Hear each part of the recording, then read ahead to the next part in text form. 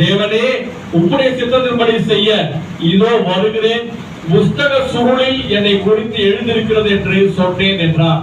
நியாய பிரமாணத்தின்படி செலுத்தப்பட்டு வருகிற பலியை குறித்து மேற் சொல்லியபடி பலியையும் காணிக்கையும் சர்வாங்க தகன பலியையும் பாவ நிவாரண பலியையும் விரும்பவில்லை, அவைகள் உமக்கு பிரியமானதல்ல என்று சொன்ன பின்பு, தேவனே உம்முடைய சித்தத்தின்படி செய்ய இதோ வருகிறேன் என்று சொன்னார். ஹல்லேலூயா.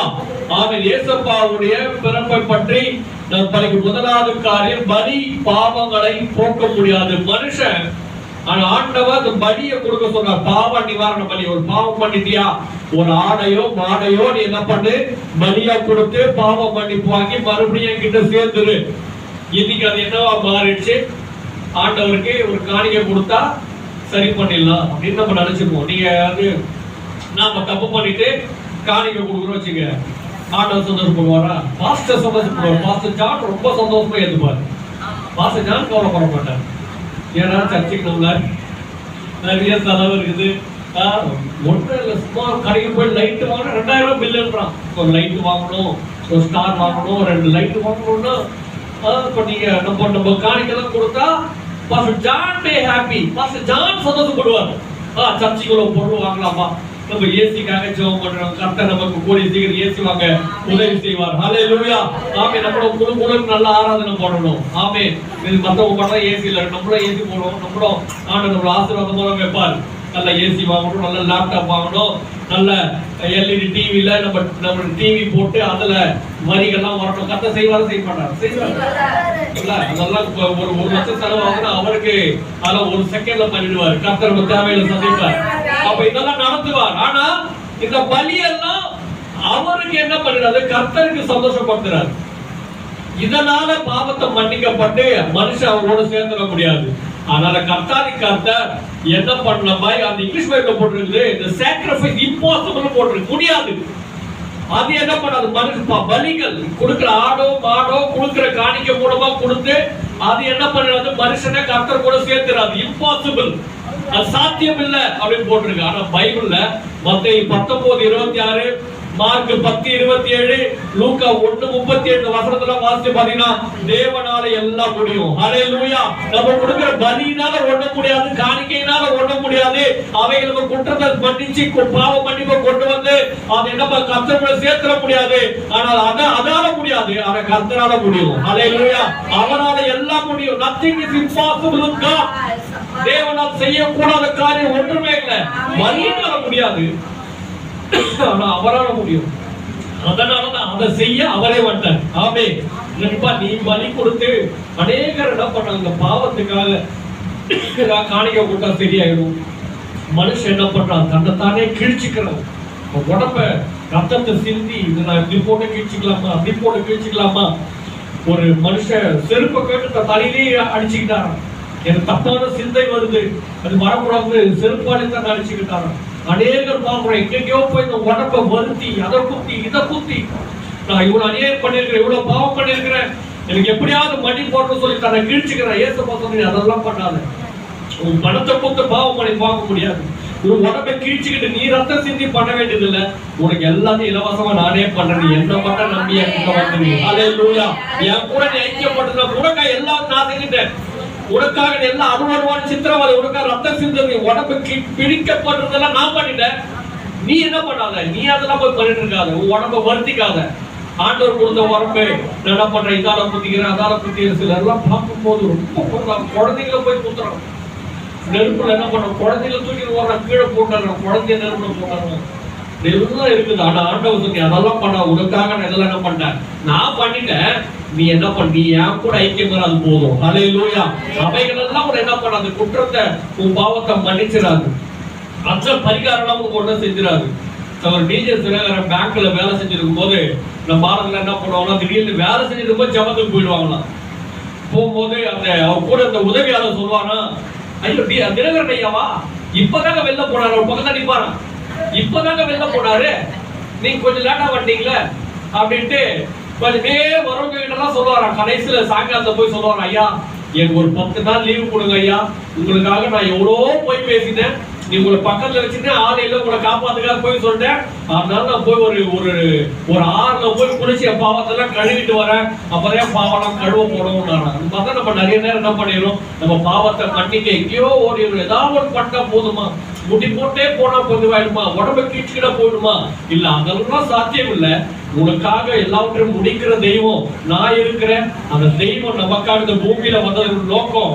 அவர் நமக்காக எல்லா பாவ பரிகாரங்களை அவர் செய்திருக்க. இந்த பணத்தினால ஒண்ணும் பண்ண முடியாது. அப்போஸ்தலர் 8:18 வாசிக்கிறேன். நீங்க பிரிண்ட் இருக்குது, தயவு செஞ்சு கொஞ்சம் பின்னாடி கவனம் பார்த்தீங்கன்னா போதும். அப்போஸ்தலர் தங்கள் கைகளை அவர்கள் மேல் வைத்ததினால் பசுத்த ஆவி தந்தருளப்படுகிறது சீமோன் கண்டபோது அவர்களிடத்தில் பணத்தை கொண்டு வந்து.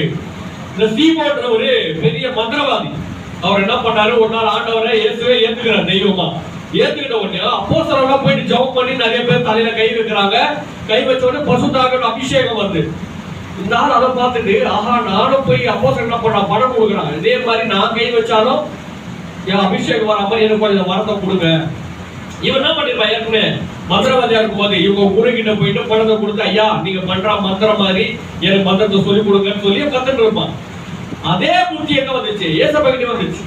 ஏசப்போட வரமும் காசு கொடுத்து வாங்கிக்கலாம் நினைச்சிட்டா. இல்ல, அப்போ இவன் போய் முழக்கால் பண்ணிட்டு ஒவ்வொரு நாளும் ஜெபம் பண்ணா ஆண்டவர் இலவசமா கொடுக்க போறாரு. இவன் காசு கொடுத்த கொடுக்கணும் இல்ல. அப்போ பேதுரு போய் சொல்றாரு, நீ பணத்தை கொடுத்தெல்லாம் வாங்க முடியாது, நீ ஆண்டவர்கிட்ட மன்னிப்பு கேளு. பணத்தினால ஏசப்பா என்ன பண்ணிட முடியாது, அவர் வாங்கிடும், அவர் மன்னிப்பை வாங்கிட முடியாது, அவர் இருதயத்தை வாங்கிட முடியாது. பணத்தை கொடுத்தா பாஸ்டர் ஜான் சந்தோஷப்படுவாரு, அநேக பாஸ்டர் சந்தோஷப்படுவாங்க.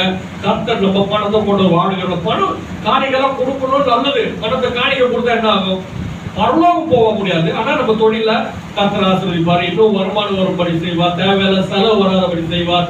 இதெல்லாம் நம்ம காணிக்கெல்லாம் கொடுக்கணும். கர்த்தர் கொடுக்கும் போது சந்தோஷம். சில நேரத்துல நான் செக் பண்ணுவேன், எனக்கு ஆண்டவர் கொடுக்குற குணம் இருக்குதான்னு பார்த்தா ஸ்டார் வாங்கியிருந்தோம். எங்க வீட்டுக்கு வாங்கின ஸ்டாரை விட 100 ரூபாய் 200 ரூபாய் அதிகமா தான் சர்ச்சுக்கு ஸ்டார் வாங்கியிருக்கிறோம். அல்லேலூயா. அப்ப எனக்கு ஒரு ஆதரவு வந்து போறோம், நம்ம வீடை விட சபையை தான் நல்லா நேசிக்கிறோம். கர்த்தர் கொடுக்கிற இருதயம் இருக்கு. அப்ப நீங்களும் நானும் அதெல்லாம் நம்மளுக்கு இந்த ஆசீர்வாதத்தை கொண்டு வந்துருமே தவிர ஆண்டவரை ஒரு நாள் என்ன பண்ணிட முடியாது, அந்த பாவ மன்னிப்பை கொண்டு வந்துட முடியாது. ரெண்டாவது, இந்த பலிகள் cannot pleasure அப்படின்னு போட்டிருக்கு. cannot pleasure to God. ஆண்டவரை இந்த பலி பூரிப்படைய செய்யாதான். பூரிப்பு இங்கிலீஷ் பைபிள்ல பிளஷர் அழகா ஒரு போட்டிருக்கு. பூரிப்பு, அதனால அவர் அப்படியே பூரிப்பை நிறைவடைய மாட்டார். அந்த நிறைவை கொண்டு வரதான் தேவன் இந்த பூமிக்கு வந்தார். ஏன் கல்யாணத்துல சாப்பாடு போடுறாங்க, கல்யாணத்துல நல்லா சாப்பிட்டுட்டு அந்த மன ரம்யமாய் பூரிப்படைந்து அவளை என்ன பண்ணணும், ஆசீர்வாதம் பண்ணணும்தான் கல்யாணம். ஆனா அங்க போயிட்டு நம்ம ஆளுக்கு ஒரு பெரிய கச்சேரி வச்சு வந்துடுவாங்க. எனக்கு சாம்பார் வரல, எனக்கு பீஸ் இல்ல, வெறும் எனக்கு புஸ்காவா போட்டாங்க, நம்ம ஆளுங்க என்ன பண்ணி சண்டை போட்டு வரோம். ஆனா அந்த பூரிப்பை நம்ம நல்லா வயிறு நிறைய சாப்பிட்டுட்டு நம்மளை ஆசீர்வதிக்கத்தான் ஆண்டவர் அந்த கல்யாண காரியங்கள் தான் வச்சிருக்கிறாங்க. ஆதியாகமம் 27:4 நான் வாசிக்கிறேன். ஆதியாகமம் 27:4, அதை எனக்கு பிரியமா இருக்கிற ருசியுள்ள பதார்த்தங்களாக சமைத்து நான் புசிக்கவும் நான் மரணமடையும் முன்னே என் ஆத்துமாவனை ஆசீர்வதிக்கவும் என்னிடத்தில் கொண்டு வா என்றான். அந்த ஈசாக்கு, அப்பா உன்னை சமைச்சு கொண்டு வாப்பா, நான் வயிறு நிறைய சாப்பிட்டுட்டு நான் உன்னை சாக போறேன், சாகும் போது உன்னை நான் வயிறு நிறைய சாப்பிட்டு ரம்யமா உன்னை ஆசீர்வதிச்சேன்னா நீ ஆசீர்வாதமா இருப்ப அப்படின்னு சொல்லும் போது அந்த அம்மா தன்னுடைய 2வது பையனுக்கு யாக்கோபுக்கு சமைச்சு கொடுத்து அனுப்பின போது அவர் நல்லா திருப்தியா சாப்பிட்டுட்டு ஆசீர்வாதம். அந்த சாப்பாடு என்ன பண்ணுச்சு, அவரை பூரிப்படை செஞ்சு, அந்த அப்பாவை பூரிப்படை நிறைவடை செய்த போது இருதயத்திலிருந்து நம்ம மகனை ஆசீர்வதிச்சார். அந்த ஆசீர்வாதத்தை ஒருத்தர் தடுக்கவே முடியல, ஒருத்தர் திருடவே முடியல. அப்போ ஏசப்பாவும் பிதாவாகிய தேவனுக்கு பூரிப்படைய செய்ய, பிதாவாகிய தேவன் மகிழ்ச்சி அடைய, பிதாவாகிய தேவன் நிறைவடைய ஏசப்பா வந்ததுனால அந்த நிறைவு வந்துச்சு. அந்த நிறைவு வந்ததுனால நீங்கள நான் ஆசீர்வாதமா இருப்போம். அல்லேலூயா. எப்படி அதை சாப்பிட்டு அப்பா ஆசீர்வதிச்சாரோ, ஏசப்பா அந்த நிறைவு வந்த போது பிதாவாகிய தேவன் சந்தோஷப்பட்டு அவர் நம்மளையும் ஆசீர்வதிக்கிறார். ஆமென். அல்லேலூயா. ஒரு பாட்டு எல்லாம் சேர்ந்து பாடுறோம். உன்னை காக்கும்படிக்கு என் நினைப்பாவே இருப்பவரை ஏசையா. எல்லாம் சேர்ந்து உச்சமா பாடலாமா 2 லைன். என் நினைப்பாவே இருப்பவரை ஏசையா, உங்களை நினைச்சாலே உள்ளாவே எல்லாம் சொல்லுதையா. என் நினைப்பாவே இருப்பவரை ஏசையா, உங்களை நினைச்சாலே உள்ளாவே எல்லாம் சொல்லுதையா. அப்பா நீங்கதான், ஆசையதான் நீங்கதான், அப்பா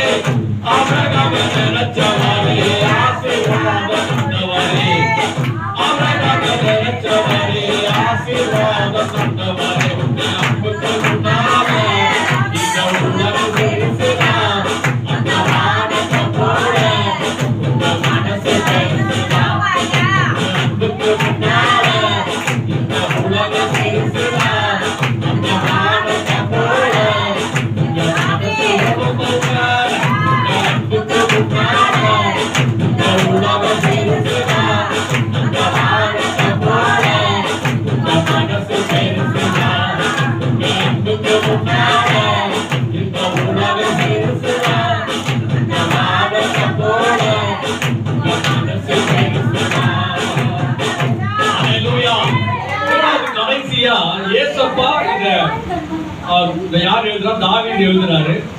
பிதாவாகிய தேவனை ஏசப்பா என்ன கூப்பிடுறாரு? சொல்லுங்க லலிதாமா, என்ன கூப்பிடுறாரு? லலிதாமா, பிதாவாகிய தேவனை இப்ப வசனம் படிச்சோம்ல, என்ன கூப்பிட்டாரு? பிதாவாகிய தேவனை ஏசப்பா என்னன்னு கூப்பிட்டாரு? இந்த வசனத்துக்கு படிச்ச நம்ம வசனத்துல என்னன்னு கூப்பிட்டாரு? பாத்தீங்கன்னா மறுபடியும் 9ஆம் வசனம். அப்போ எபிரேயர் 10:9, தேவனே உம்முடைய சித்தத்தின்படி செய்ய இதோ வருகிறேன் என்று சொன்னார். என்ன கூப்பிட்டாரு? தேவனே தேவனே கூப்பிடுறாரு. ஏசப்பா பிதாவாகிய தேவனை என்ன கூப்பிடுறாரு? தேவனை கூப்பிடுறாரு. நீங்க பைபிள்ல வாசி பாத்தீங்கன்னா அவர் என்னன்னு தான் கூப்பிட்டாரு. முழு வாழ்க்கையும் பிதாவே தான் கூப்பிட்டாரு. பிதான என்ன அர்த்தம்? பிதானா ஏசப்பா. பிதானா அப்பா. பிதானா அப்பா. ஏசப்பா பிதாவாகிய தேவனை கூப்பிடல, அப்பா தான் கூப்பிட்டாரு. நம்மளுக்கு சொல்லி கொடுத்த ஜபத்துல என்ன சொல்லி கொடுத்தாரு? பரமண்டலங்களில் இருக்கிற எங்கள் பிதாவே. நம்மளே என்னதான் சொல்லி கூட சொன்னாரு? பிதாவே தான் கூட சொன்னாரு. ஆனா இப்ப என்ன கூப்பிடுறாரு? தேவனே சொல்றாரு. என்ன அர்த்தம்? பிதானா நம்ம குடும்பத்துல இருக்கிற ஒருத்தர், அவரோட நெருக்கம்னு அர்த்தம். தேவன்னா தெய்வம், தூரமா எங்கேயோ தூரமா இருக்கிறவர். ஏசப்பாவும் பிதாவும் ஒரே ஆள்ல. நீங்க வாசி பாத்தீங்கன்னா நானும் பிதாவும் ஒன்றா இருக்கு, ரெண்டு பேரும் ஒண்ணுதான். அவர் வாழ்நாள் முழு ஏசப்பா வாழ்நாள் முழுசும் பிதாவாகிய தேவனை என்னென்ன கூப்பிட்டாரு? பிதான் தான் கூப்பிட்டாரு. ரெண்டே இடத்துலதான் தேவனை கூப்பிட்டாரு. ஒண்ணு சிலுவையில, என் தேவனே ஏன் என்னை கைவிட்டீர், அங்க கடவுளே சொல்றாரு. 1000 வருஷத்துக்கு முன்னாடி தீர்க்க தரிசனமா சொல்லும் போதும் கடவுளே சொல்றாரு. கடவுளை என்ன அர்த்தம்? அப்பா பையன். இப்ப இருந்தா நானும் மகனாவும் அவ்வளவு க்ளோஸா இருக்கும்ல. இதே ஒரு ஒரு தெய்வம், தெய்வம் பக்தன்னா ரொம்ப தூரம். கடவுள் எங்கேயோ இருப்பாரு, பக்தர் எங்கேயோ இருப்பான். இல்ல தேவனை கூப்பிடா கடவுளேன்னு அர்த்தம். ஆனா ஏசப்பா நீங்களும் நானும் கடவுளுக்கும் பக்தனுக்கும் இருக்கிற அந்த இடைவெளியில இருந்து அப்பா பையன் உறவுக்குள்ள வருதுக்காக, அப்பா பையன் உறவுக்குள்ள அவங்க நம்மளுக்காக பிரிஞ்சுதான். புரிஞ்சுதா? நம்ம நீங்களும் நானும் கடவுளுக்கு யாரு? பக்தன். நம்ம என்ன பண்ணக்கூடாது? அவரை அப்பா கூப்பிடுவோம். நீங்க ஒரு பெரிய ஆளை போயிட்டு அண்ணன் என்ன பண்ணுவாரு? உன் ரேஞ்சுக்கு நான் அண்ணன் அவனுக்கு ஐயான்னு கூப்பிடு இல்ல. சேகர் பாபா ஐயா போயிட்டு நீங்க போயிட்டு அண்ணன் அப்படின்னு என்ன சொல்லுவாரு? நான் உனக்கு அண்ணனா? நம்ம முதலமைச்சர் ஐயா போயிட்டு அண்ணன் அப்படின்னா நான் உனக்கு அண்ணனா? ஐயா சார்னு கூப்பிடுவார்ல. நீ தூரமா நில்லு, கிட்ட வந்துடாதான் சொல்லுவாங்க. அப்போ பிதாவாகிய தேவனும் ஏசப்பாவும் அப்பா புள்ள மாதிரி ஒன்னா இருந்தாங்க. நீங்களும் நானும் ஒன்னா ஒண்ணுக்காக அவர் என்ன பண்ணாரு? தூரமா வந்தார். நீ இருக்க வேண்டிய இடத்துல நான் வந்துடுறேன், நான் இருக்க வேண்டிய இடத்துல நீ தான் பண்ணிடு, கிட்ட போயிடு. பைபிள் சொல்லுது அவரை பிதாவே வாழ்நாள் முழுவதும் அப்பான்னு கூப்பிட்டு இருந்தவரு கடவுளே கூப்பிடுற அளவுக்கு தூரமா போயிட்டாரு. காரணம் நீங்களும் நானும் கடவுளே கூப்பிட வேண்டிய இடத்துல இருந்த நம்ம அப்பான்னு கூப்பிடுறதுக்கு கிட்ட போகணுன்றதுக்காக. அல்லேலூயா. ரோமர் 8:15 வாசிப்போம். ரோமர் 2ஆம் அதிகாரம் 15. அந்தபடி திரும்பவும் பயப்படுகிறதற்கு நீங்கள் அடிமைத்தனத்தின் ஆவியை பெறாமல் அப்பா பிதாவே என்று கூப்பிட பண்ணுகிற புத்திர சுவிகாரத்தின் ஆவியை பெற்றீர்கள். ஆமென். அப்பா பிதாவே என்ன அர்த்தம்? அப்பா பிதாவே அப்பா என்ன அர்த்தம்? நீங்க பைபிள் எல்லாம் விட்டுருங்க, நார்மலா யதார்த்தமா சொல்லுங்க. அப்பாடா என்ன? அப்பா நீங்க உங்க பையன் யார் அப்பான்னு கூப்பிடுவாரு? அதுக்கு நீங்க பைபிள விடுங்க. உடனே ஏசப்பா பிதா அப்ப இங்க அப்பா பிதாவேன்னு போட்டிருக்கேன். பிதானா ரொம்ப மரியாதையா சொல்றது. பிதானா சர்ச்சில் இருக்கிற ஃபாதரை போய் நீங்க அப்பான்னு சொல்ல மாட்டீங்க. ஃபாதர் இல்ல ஃபாதர். இப்போ மகனாவே இருக்கிறாரு, ஒரு கத்தோலிக்க சர்ச்சில் போய் மாதாவுக்கு சர்ச்சில் போயிட்டு அங்க அங்கேயும் போட்டிருப்பாருல, அவர் என்ன கூப்பிடுவாரு? மகனா. நீங்க என்ன கூப்பிடுவீங்க? ஃபாதர். ஆனா என்ன கூப்பிடுறாருன்னா என்ன கூப்பிடுவாரு? இங்கிலீஷ்ல என்ன கூப்பிடுவாரு? இங்கிலீஷ் உங்களுக்கு தான் பெண் இருந்தாங்க அதான் மேட்டர். டேடினா ரொம்ப செல்லமா கிட்ட போய் கூப்பிடுறது. ஃபாதர்னா மரியாதையா தூரமா நின்று வந்துட்டு பாருங்க. அப்போ ஏசப்பா உங்களை என்னையோ அப்பா நீ பிதாவே மட்டும் தூரமா இருக்காத, அப்பான்னு செல்லமாவோ ரொம்ப உரிமையாவும் கிட்ட போய் கூப்பிடுற அளவு உரிமை வாங்கி கொடுத்துருக்காரு. ஹல்லேலூயா. முழு பைபிள்லயும் அப்பா பிதாவேன்ற வார்த்தை 3 இடத்துல தான் வரும். அப்ப அந்த அப்பா பிதாவே என்ற வார்த்தைய அவர் நம்மளுக்காக கொடுத்துரு. நீங்களும் நானும் தெய்வம் பக்தன்றதுல இருந்து கிட்ட வந்துட்டோம். அப்பா தந்தை பிதாவே மகளேன்ற அளவுக்கு வந்துட்டோம். அதுல இருந்து இன்னொரு ஸ்டெப் ஒண்ணு முன்னாடி வந்து ஃபாதர்ல இருந்து டேட் இல்ல, ஃபாதர்னா ரொம்ப மரியாதையா ரொம்ப ரெஸ்பெக்டா சொல்றது. ஆனா டேட்னா செல்லமா சொல்றது, அவர் கிட்ட இன்னும் நெருங்கி போறது. அந்த செல்லமான இடத்துல நீங்க நானும் வரதான் கூடவே நாங்க தெய்வம் நம்மளுக்கா தூரமா போறா இந்த பூமிக்கு வந்தா கண்ணில் மூடிச்சோம் எல்லாம் கண்ணில் மூடி ஹல்லேலூயா ஹல்லேலூயா. முதலாவது பலி ஏசப்பா இந்த பூமிக்கு ஏன் வந்தார்? நம்ம பலியினால சாத்தியம் இல்லாத முடியாதத அவர் மூலமா நமக்கு முடித்து கொடுப்பதற்காக வந்து பூமிக்கு வந்தார். இரண்டாவது பிதாவாகிய தேவனுக்கு நிறைவை கொண்டு வந்து நம்ம ஆசீர்வாதம் பெறும்படி பூமிக்கு வந்தார். மூணாவது ஹல்லேலூயா.